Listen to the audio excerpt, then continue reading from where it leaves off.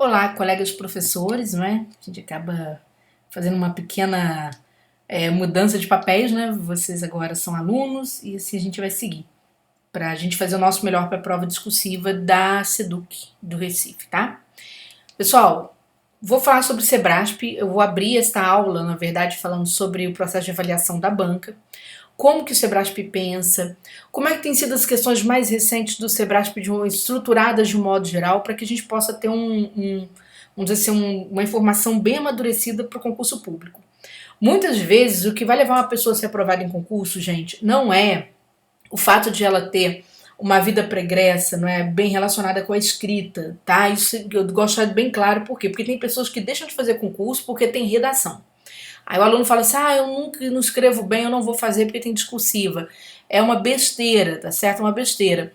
Porque o que eu recebo de depoimento, às vezes de aluno, principalmente, esses eu guardo, de alunos que não tinham um amadurecimento textual bacana, estavam muito tempo sem escrever e passaram no concurso, passaram no concurso com total, tá? Em concursos às vezes muito disputados. Vou mostrar um para vocês aqui. Olha só. Esse aqui é o concurso do Ministério Público de Minas.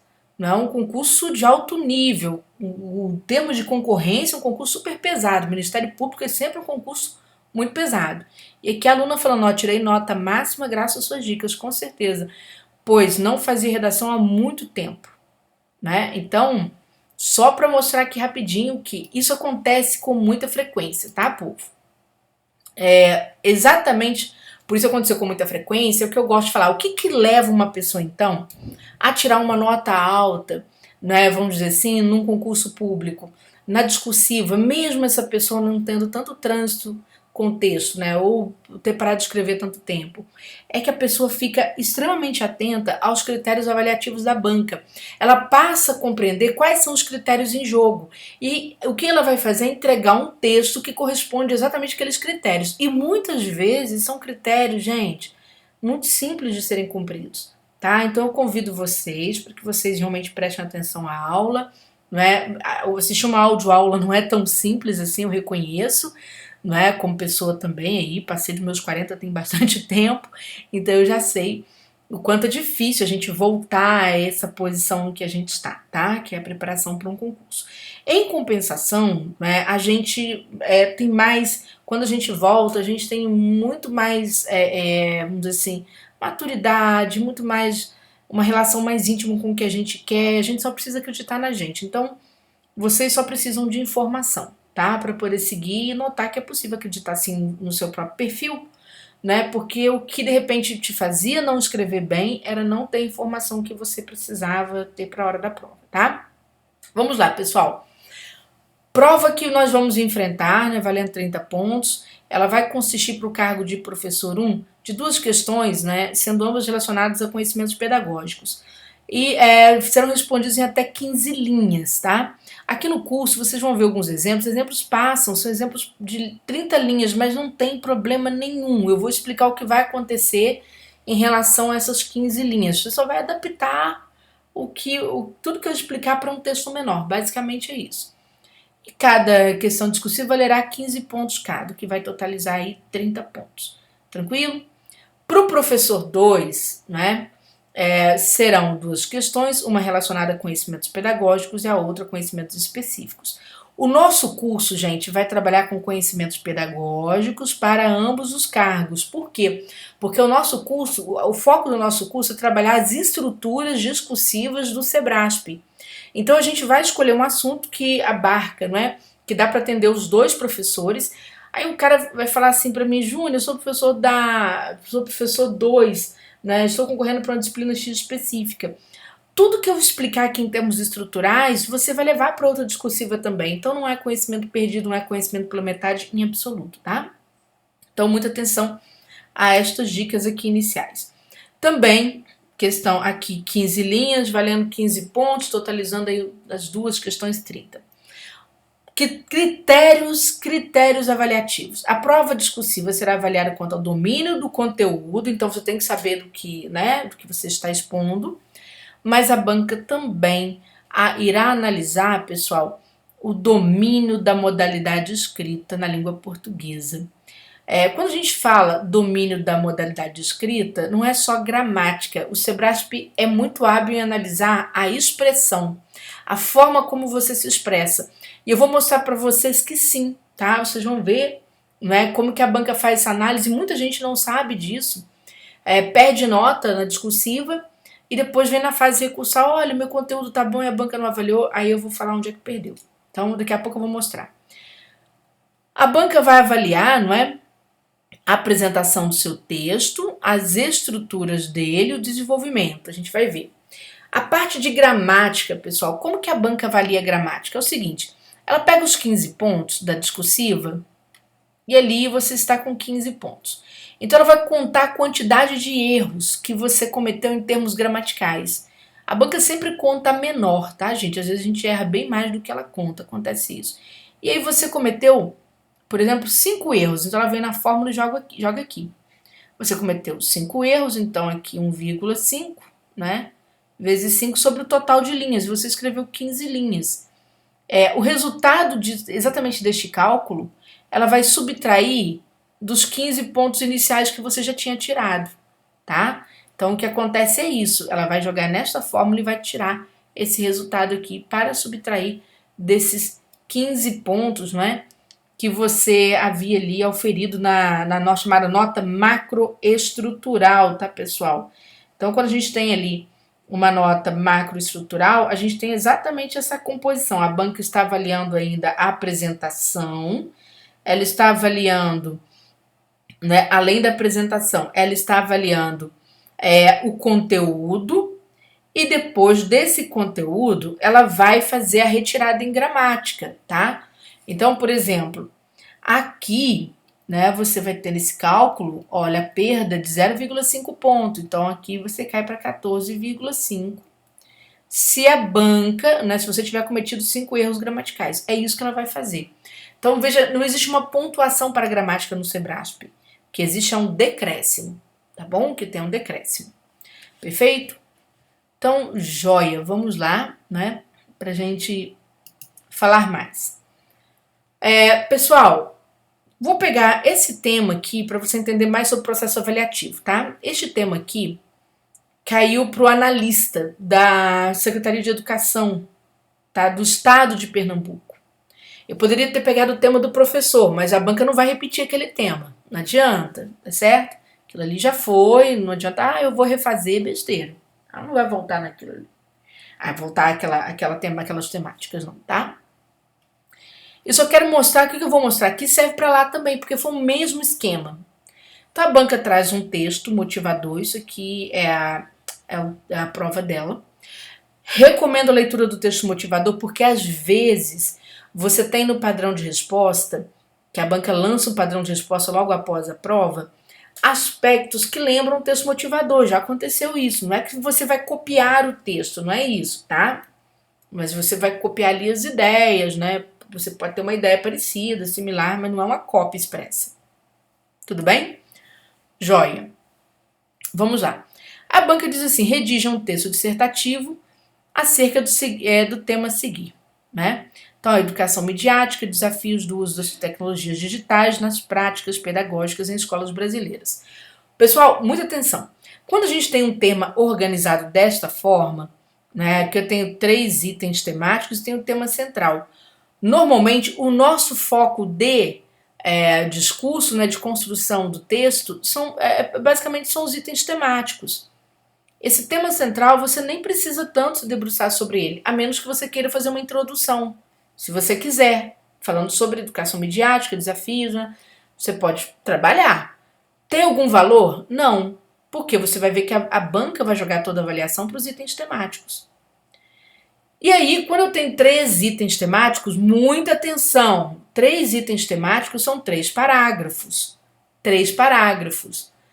Professora, e se eu, por exemplo, quiser pegar o item temático número 1 e de repente a minha explicação está muito extensa, eu posso dividir para mais de um parágrafo? Não. A resposta é não. Por que não?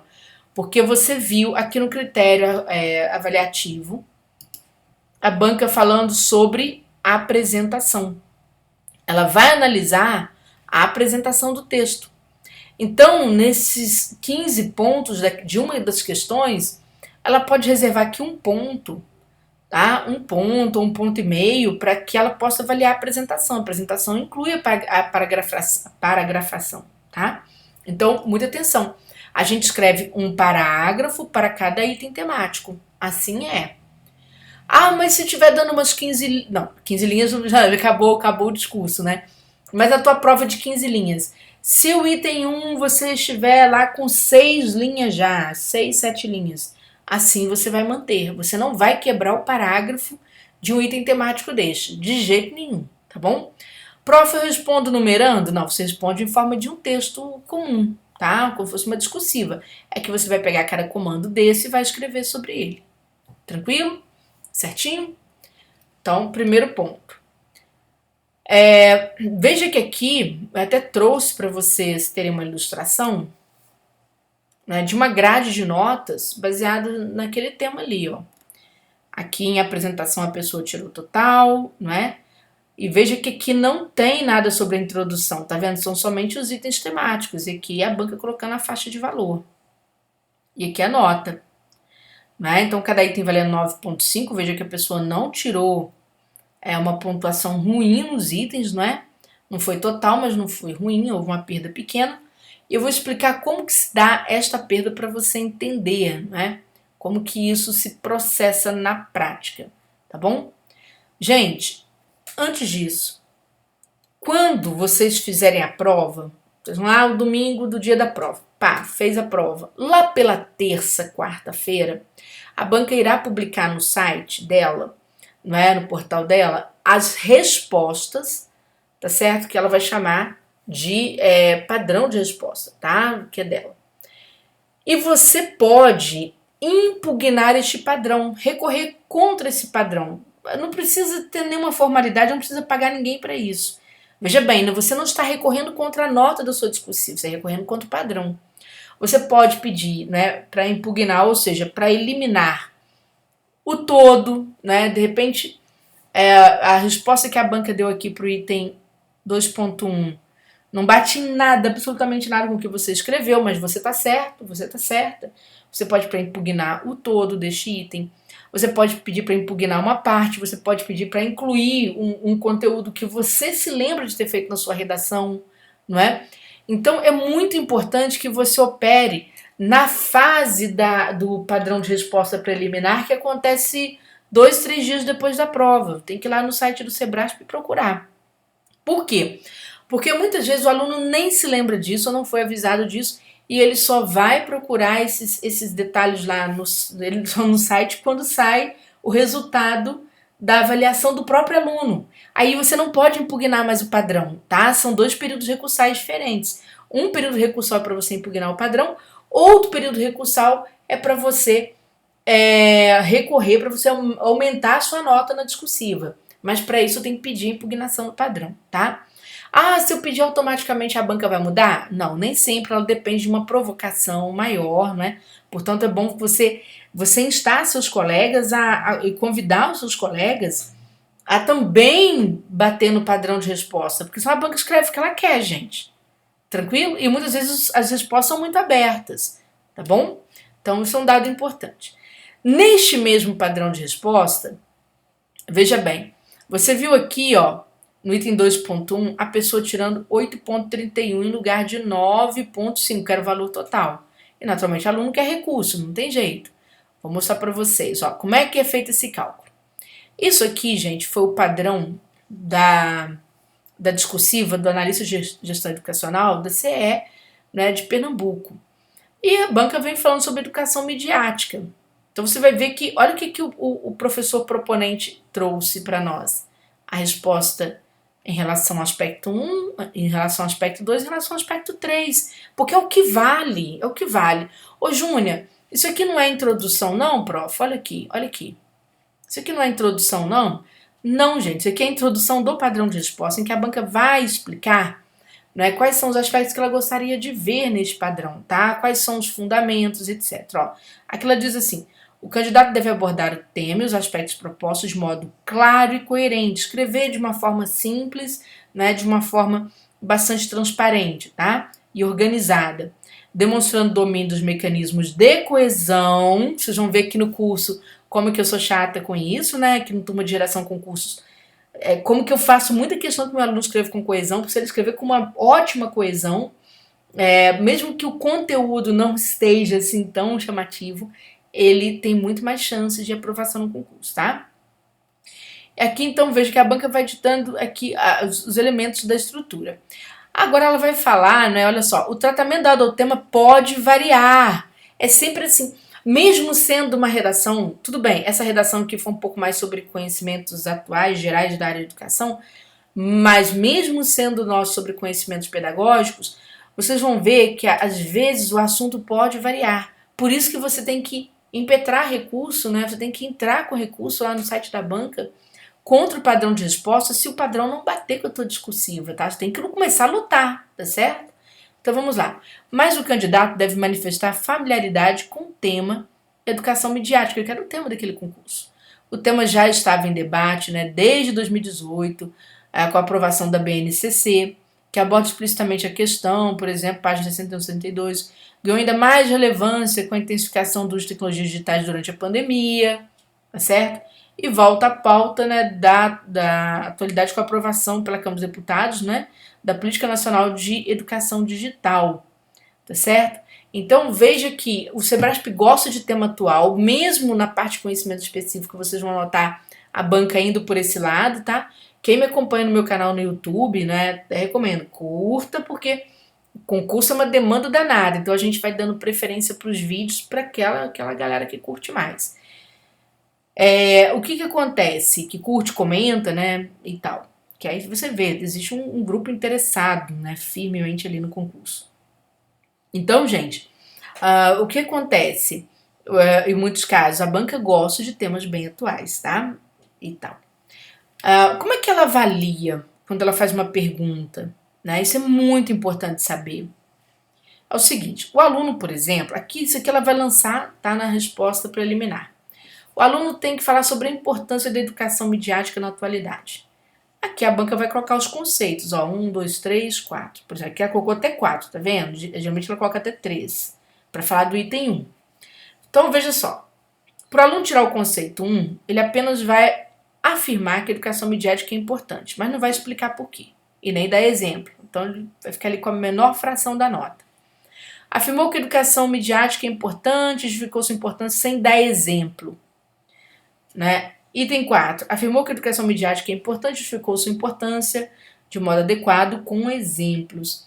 Gente, o que a banca faz? Ela pega aqueles 9.5, então ela trouxe 4 conceitos, ela vai dividir por 4, tá? Para te encaixar numa dessas faixas aqui. Vamos supor que você, né, explicou a educação midiática, justificou, né, mas não trouxe exemplo para aquilo ali. Então, ela dividiu por 4, né, que vão dar 2,38, acho que é isso, certo? E aí, multiplicado por 3, 7, 13. As continhas do Sebrasp são praticamente sempre as mesmas. O que nós temos aqui? Olha só. Se você observar bem, né? Gente, a pessoa que respondeu, olha só, ela conseguiu fazer, né? Ali a resposta dela, mas ela não trouxe exemplo, ou explicou a importância, mas trouxe um exemplo ali um pouquinho superficial, vamos dizer assim, né?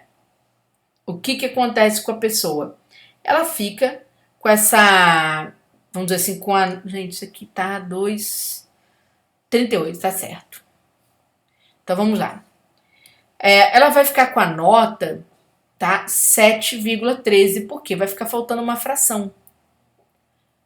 Mas suponhamos que ela respondeu tudo. Olha, ela vira pra gente e fala assim: olha, eu expliquei educação midiática, expliquei, justifiquei, dei exemplo, mas mesmo assim a banca não me deu total. A banca me deu apenas 8,31, que é o que vocês viram lá no material, tá? A gente tem essa nota lá, 8,31. Quer ver? Deixa eu ver se é isso aqui mesmo. Isso. A pessoa foi com 8,31.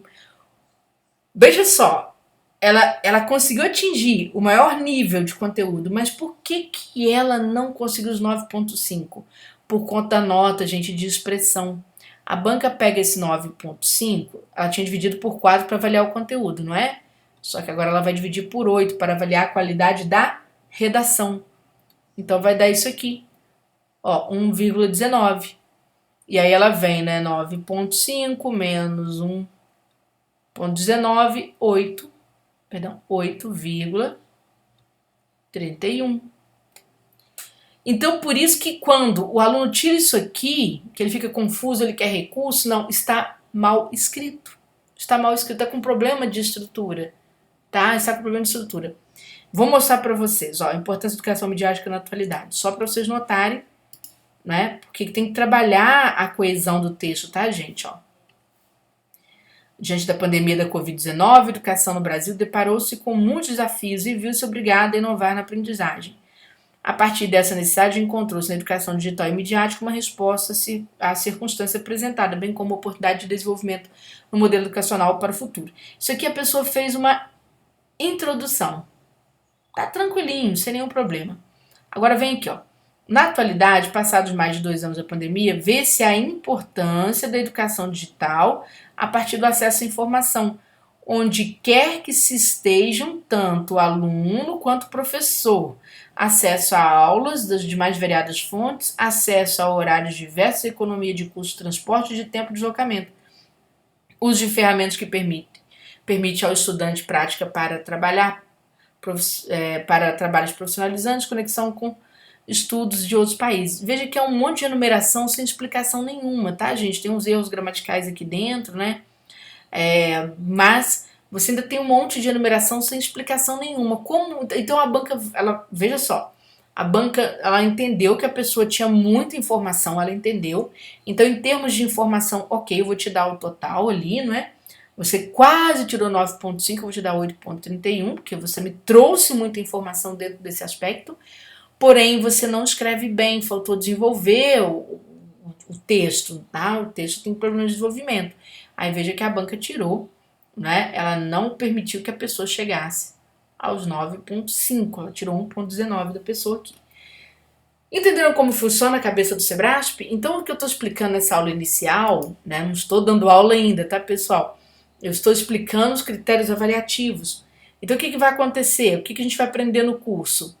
No curso, nós vamos aprender a organizar o texto de forma coesa, de forma coerente, não é?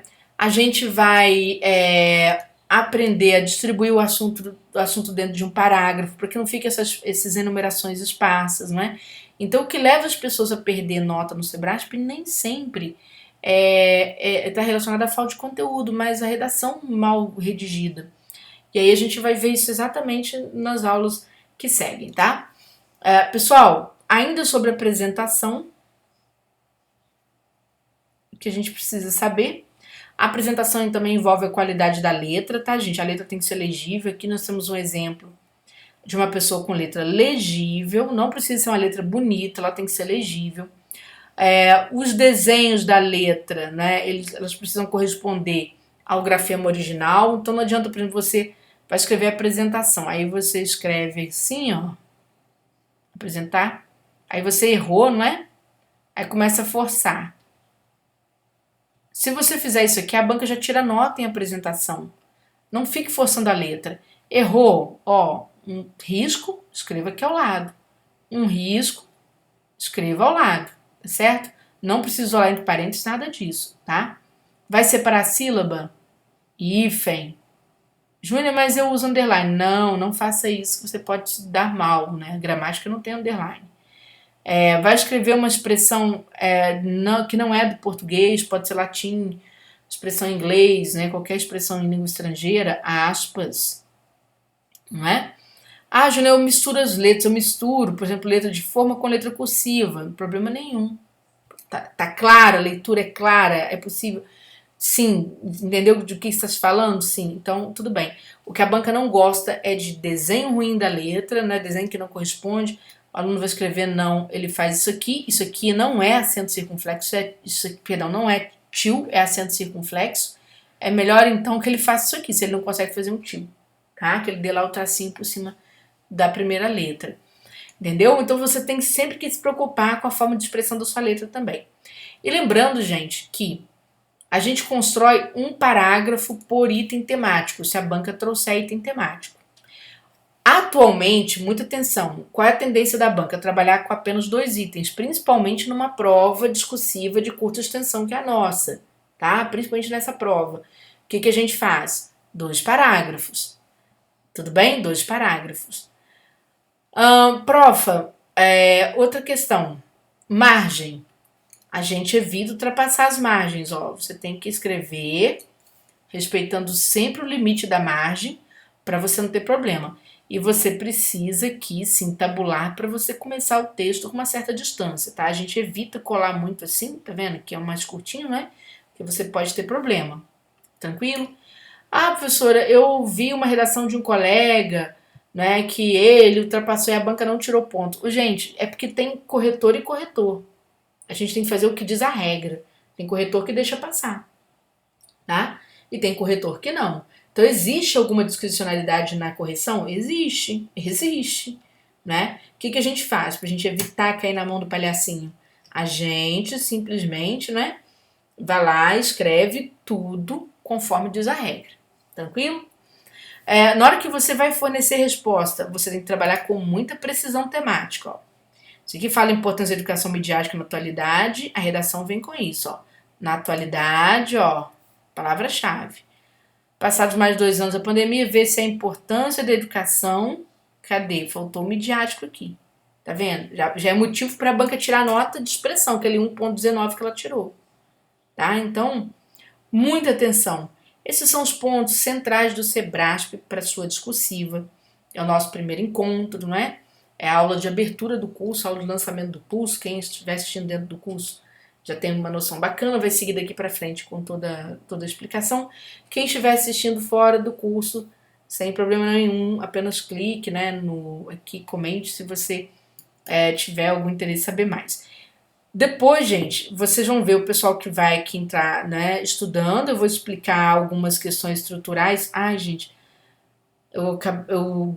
depois eu não quis desmanchar meu vídeo porque eu já tinha desmanchado, tá certo? Porque eu falo, tem uma parte que eu falei assim, pessoa portadora de deficiência, não é, tá? É pessoa com deficiência mesmo, a nomenclatura mudou, mas a gente cansado fica com essas coisas na cabeça. E aí vocês desconsiderem, porque eu não vou regravar, mas vocês já entenderam, tá? Porque o problema de aula online é exatamente isso, né? Às vezes você percebe que você foi alguma coisa para trás e você tem que corrigir lá na frente ou corrigir antes, tá? Mas para desfazer tudo fica um complicador. Eu fui perceber na hora que eu fui repassar a minha aula.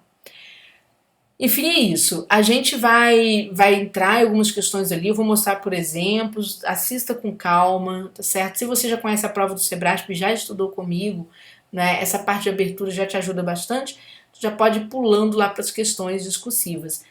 Se você ainda, né, é novato ou ainda não está seguro, mesmo tendo estudado, eu sou veterano, mas eu gosto de rever tudo. Maravilha, eu também sou assim, tá?